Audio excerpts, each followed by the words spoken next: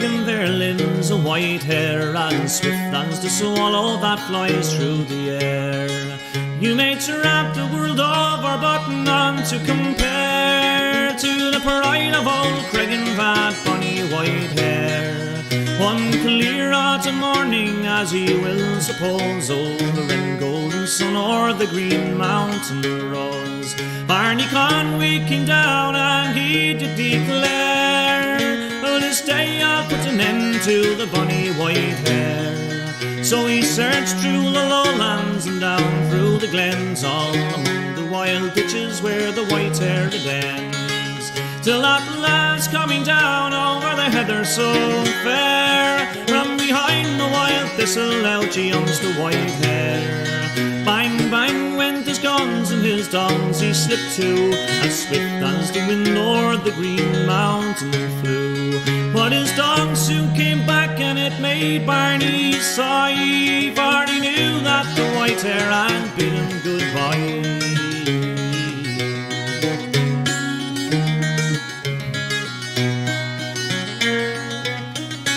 And we're some jolly sportsmen down here from Pomeroy, from Cookstown, Dungannon and likewise the Moy.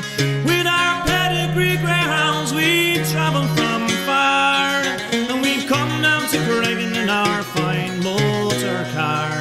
Oh, well, into the lowlands these huntsmen did go, in search of the white hare they'd look high and low, till at last Barney Conway from a bog bank so rare shouted out to the huntsmen, there lies the white hare. So they called up their greyhounds from off the green lea, Barney and the huntsmen all jumped high with glee. It was there on the bog bank all gathered around, 7 dogs and 9 men did that poor hare surround. Oh, no wonder that her white hair did tremble with fear, as she stood on her hind legs she would raise her big ears. As she stood on her hind legs with one gallant spring, she jumped over the greyhounds and broke through the ring. Well, that chase it went on, it was a beautiful view, as swift as the wind o'er the green mountain flew. But those pedigree greyhounds, they didn't run far, they came back and went home in their fine motor car.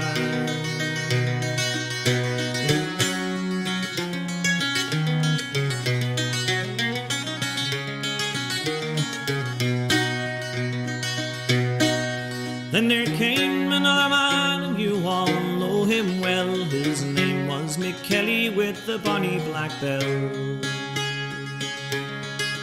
Oh, in search of the white hare today I'll have fun, I'll bet 50 to 1 my black bell will her turn.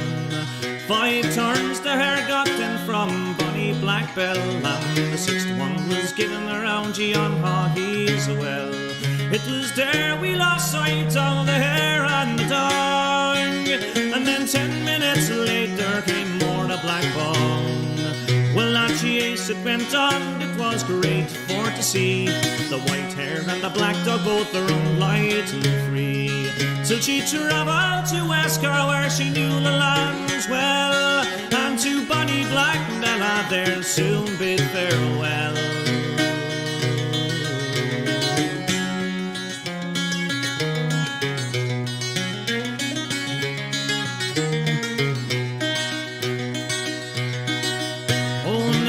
Conclude and to finish this rhyme, I hope you forgive me for singing all this while. If there's any amongst you in Carrickmore fair, please drink up a health to that bonny white hare.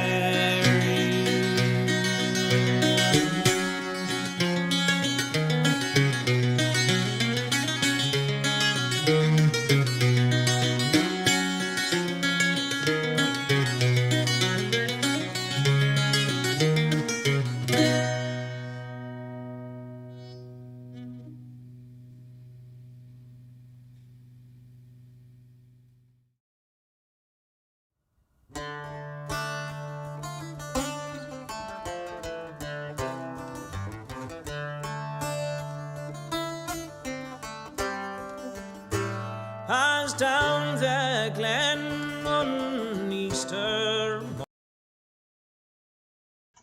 All right, enough of that. So we are live, and I wanted to take this opportunity to, extend my sympathy, I guess, to anyone out there who's at risk because of the housing crisis that is breaking out right now.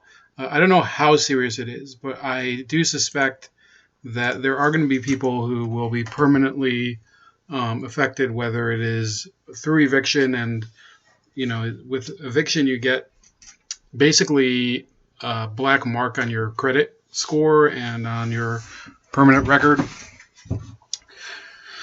And then, of course, there's also possibly going to be a mortgage crisis. So that's something that's yet to be determined.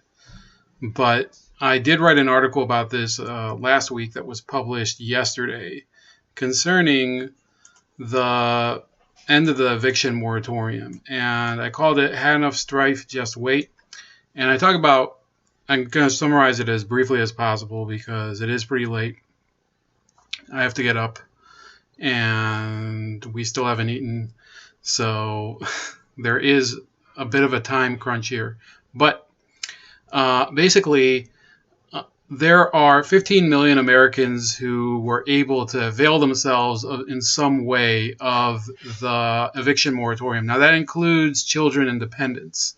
So I'm not talking about 15 million households. I'm talking about 15 million citizens of whatever age and,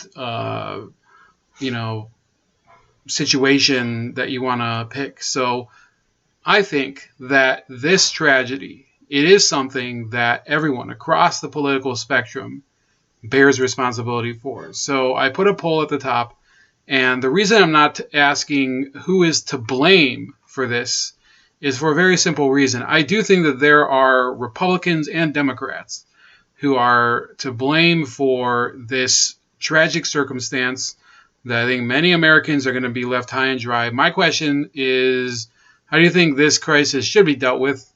The extension of the debt ceiling, I think I meant to say extension of the eviction moratorium, but that could also be by the way, I think I was having a Freudian slip because today the Congress also apparently missed the vote before they ended the session for recess on raising the debt ceiling, which some are saying could be a major emergency brake to the economy. Okay, I'm not sure exactly whether that's accurate because people have said various things over the past several years about how relevant the debt ceiling is to the real health of the national economy.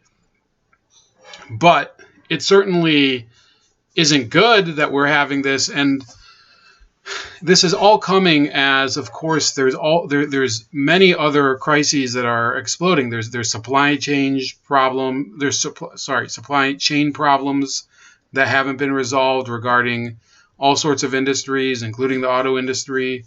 You also have a lot of division in the country regarding the January 6th commission, which I haven't really addressed because I think it's a bullshit story. And you also have, a sluggish economy that's already been sort of hampered by the way this administration has responded to, recovering from COVID. And you also have all of this distrust over the COVID crisis, over mandates, mask mandates, vaccine mandates, all of those things. And those are things that I think this end of the eviction moratorium, it comes at the worst time. But there is no good time to end an eviction moratorium because there's never a good time to start one. It was a bad idea. President Trump should have never, ever agreed to it. It was a major mistake of his administration. It's understandable given the tone of the media during his administration and the way that they were demanding that he do something, that he took the bait. But it's a mistake, whether it's justifiable or not. Not just a mistake. It's a massive mistake on his part. It's also a massive mistake on the part of the Democrats to think that by extending the eviction moratorium, you can actually solve the problem. The reality is, so I can look at it in several different ways. My mom was a landlord who ended up getting landlady, I should say. But she was a landlady, and she had a lot of problem with tenants. It was very hard to evict them. Many of them were Section 8 tenants, and in some cases they were bringing in more income than she was as a landlady. And the truth is that owning homes and renting them out actually, I believe, broke her mentally, and unfortunately, I think it led to an early death for her. Partially, also she was a lifelong smoker, so I'm not going to say it was entirely because of that lifestyle, but it affected her very deeply. The stress of dealing with these homes and the debt associated with them. So I know it from the landlord standpoint. I also do know people who have been evicted from their homes because they've been down on their luck. I also know people who have had to sell a property because of pending emergency expenses, medical or legal and things like that. So you can look at this several different ways. I have family members who are landlords. I have family members who are tenants. I've been a tenant. I currently am there's all these different situations that you can find yourself in where you could look at this debate over who is in the right from different sides. And you realize there is no right or wrong in this situation. The fact is that the federal government decided to, the Congress and the president decided that we're going to suspend these evictions merely in order to alleviate this crisis that was supposed to be very, very brief. It was supposed to last, 15 days to stop the spread. Instead, it's been almost a year and a half. And the government is showing no signs of trying to allow people to get back to normal. In fact, all they seem to do is spread fear and spread hysteria and tell people that it's not safe anymore it's not safe yet to go back to living a life where you can conduct yourself in a secure manner without fear of some sort of health crisis, right? And having to watch other people and what they're doing regarding that health crisis, right? And it's certainly not going to get into too far into detail, but it affects my workplace. It affects the workplaces of people that I know. And it affects the mindset of many people that I know who seem to still believe that by putting on a small layer of plastic and paper that they can save someone's life, or that by taking some sort of, I'm not going to get into vaccines, so never mind. But let me just say this. The whole hysteria around it is one of the reasons that the economy is as fragile as it is. But the eviction moratorium, which was a result of it, is a crisis in and of itself. And very few people opposed it. Thomas Massie opposed it, and some members of Congress that were largely will remain nameless because they took a voice vote in the House. In the Senate, there were only 4 senators who decided not to vote for the bill. They didn't even vote no. Not that it would have mattered. It's a disaster. And the people would ask, what effect could this have?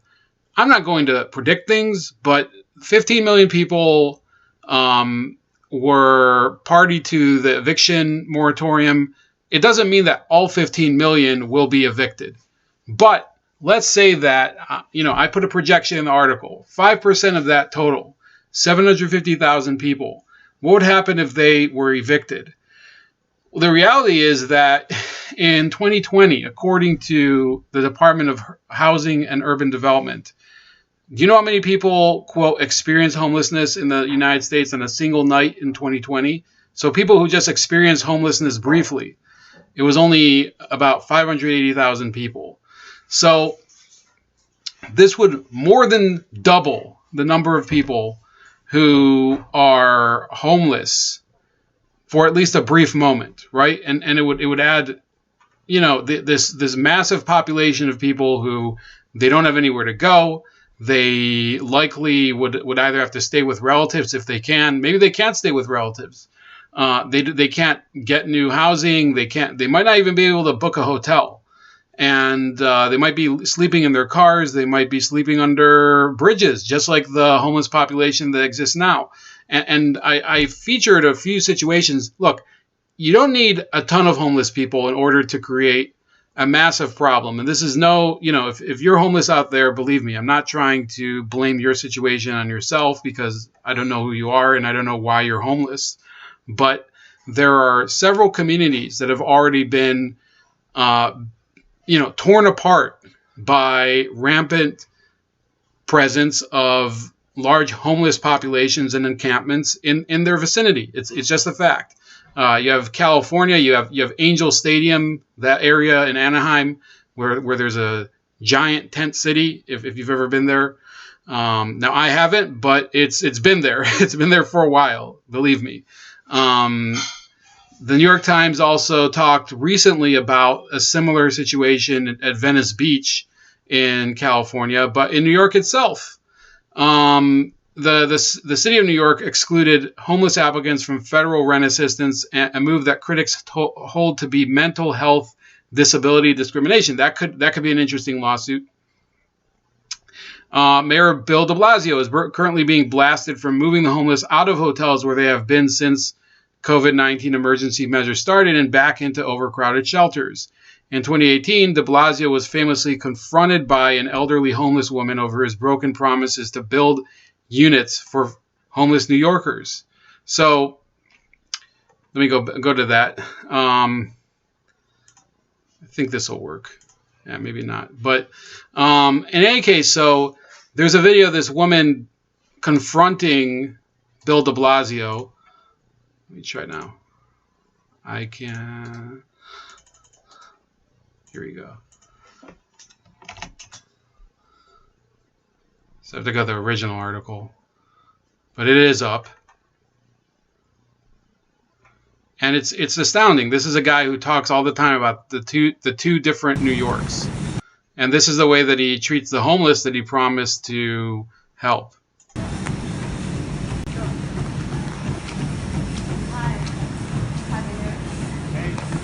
There's less than 40 seconds. 300,000 units. What's that now?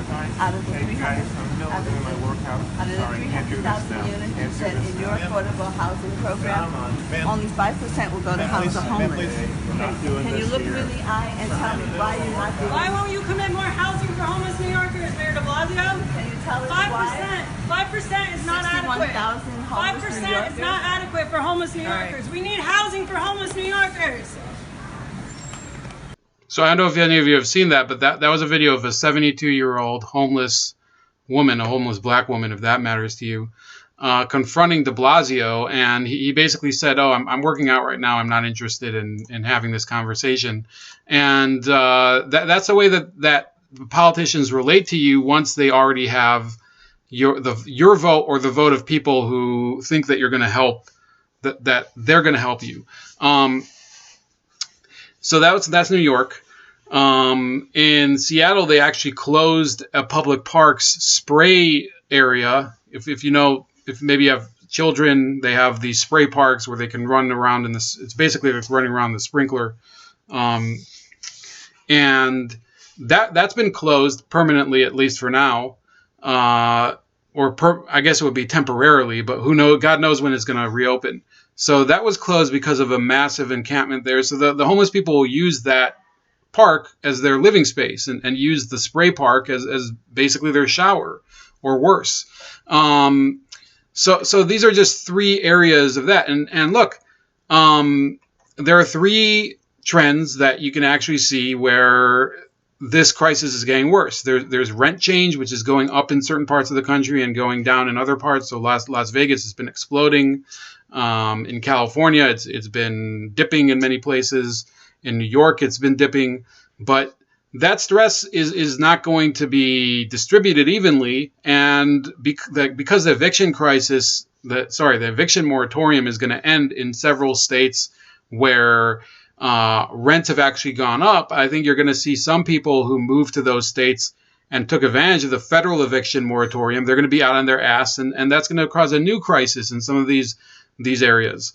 There's wage stagnation. So unfortunately, because of the COVID crisis, while some wages have been raised for people who are at the bottom rung, for middle to low income earners, the wages have actually gone down apparently by 2%. And there is inflation, which is up by 5% in the period ending May 2021, which is the 1 year period. So that's staggering inflation for a 1 year period. And the moratorium cannot legally be extended by President Biden by executive order. It has to be extended by Congress, because there was recently a Supreme Court decision that ruled as such, that the moratorium can only be extended by Congress, not Biden or the CDC. That's why we have this thumbnail where everybody's blaming somebody else. And let me see here. So you see the CDC is blaming everybody. Biden is saying, oh, the CDC should do it. AOC is blaming Biden. I think Pelosi is blaming the CDC. Everybody is pointing fingers at somebody else, especially on the Democratic side. I think you also have to point fingers at the Republicans, too, for allowing this mess to start to begin with. But I do know that their hands were, to some extent, tied. But you're supposed to be people they always say that they're the party of no. But in this situation, there was a horrible idea, and they didn't say no. So even the one thing that they're good at, they can't get right. So we're gonna watch this video. I'm watching it for the first time, of Cori Bush and Ocasio-Cortez. Everybody knew this was coming. Yes. We were sounding the alarm about this issue. The court order was not yesterday. The court order was not Monday. Court order was about a month ago. We had financial services hearings about it. Members were ringing alarm to the administration about it. There have been public statements about it, asking for all of us, White House and Congress, to move on this sooner. The fact that this statement came out just yesterday is unacceptable. It is unacceptable. I want to make that very clear, because the excuses that we've been hearing about it, I do not accept that. But secondly, what we have here, and we have members within our own caucus threatening to go on vacation and imperiling the lives of millions of people, is unacceptable. Is unacceptable. And so we need to make sure that we get this passed. We cannot leave town until we protect people's ability to stay in their homes. And we need to push on governors who have not been getting the emergency rental assistance out in time. There are some constituents there are some constituencies and municipalities that have been getting it out more effectively, others less effectively, but the fact of the matter is, states across the board, red and blue, have not been getting this money out. We have authorized a total of $46 billion in emergency rental assistance, and only $3 billion has gone out so far. No matter whose fault it is, the fact of the matter is that what was promised to people has not been given. And as long as those funds remain tied up in whatever elected officials of whatever party's hands, we cannot kick people out of there. There cannot be an eviction, there cannot be mass evictions right now. On top of that, we had expansion of the Delta variant, which we are now learning this week is more contagious than people had previously known, far more contagious. You have the fact that housing is a primary... So here we have the fear-mongering. She's bringing in the coronavirus into this, saying that, the people are going to be out in the streets with the Delta variant. Well, the fact is there are people who have said, including, I believe, Rochelle Walensky of the CDC, they've said that family members should wear masks in front of each other.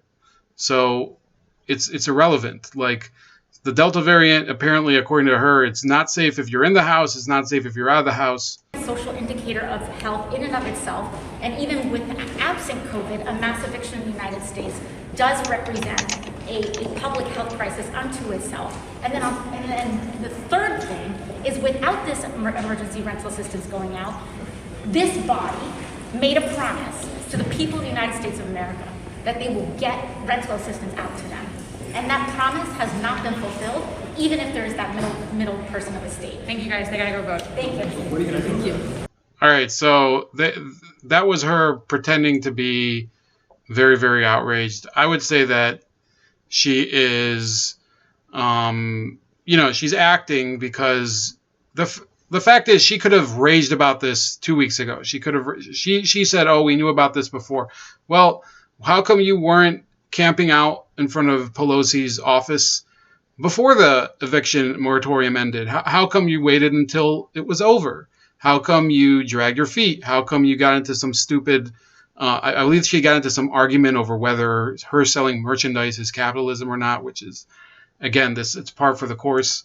House Speaker Nancy Pelosi's bid for a last-minute extension of an eviction moratorium for renters collapsed Friday, leaving millions of Americans at risk of losing their homes after the ban lifts on Saturday. So I don't even have video of Pelosi responding to this, which is it's one of the things that I think is indicative of her leadership. It's that she doesn't seem to actually be in the room to deal with real problems. Let me see if ABC News has anything here. So I don't even have any video for this. So Nancy Pelosi, who will go in front of the dais in order to yell about January 6th, in order to yell about racism in voting laws, in order to yell about whatever it is, you can't find a video of her. Maybe you guys can, but I can't. You can't find video of her dealing with this crisis because in the minds of everybody, this is not their responsibility. And I include Donald Trump, by the way. I think Donald Trump, for signing this bill, the CARES Act, including an eviction moratorium, and including many other things that I think were wrong, I think he bore responsibility for that too. And it's something, you have to treat people according to their performance, not according to some ideal vision of who you think they are. And unfortunately, I think Donald Trump, this was a major failure of his, but I think the other people too are Biden, Pelosi, the Democratic Party as a whole, AOC. It shows that they are literally willing to tear up the nation, tear up the economy, and destroy society in order to get power. And once they're in power, they are not really interested in actually solving anything with that. They're basically still in pretend mode. They're still in activist mode. They're still in I'm on the streets mode. You were on the streets before. Now you are in the catbird seat. You're supposed to be the person who is performing here, and they're performing in the wrong way. They're performing for the cameras, or not for the cameras in Pelosi's case. So read the article again. MC, please share the article. It is in the description. It is also 2 times in the chat. I do have to go. I did want to do a video on this and a live stream, but please don't think of this as an issue where it's only deadbeats getting thrown out, or by contrast, also if you're one of these people who says, oh, these greedy landlords or whatever, this is the government pitting the poor against the middle class, and it's despicable. It should worry people. I think it might lead to serious civil strife when combined with everything else that's happening right now. So yeah, read the article. Please like, share, and subscribe. Subscribe to me on all the other platforms: Odyssey, BitChute, Rumble. Support me on Subscribestar. You can chat with me on Minds or Gab. And you can find my email and my newsletter below. So take it easy and have a great night.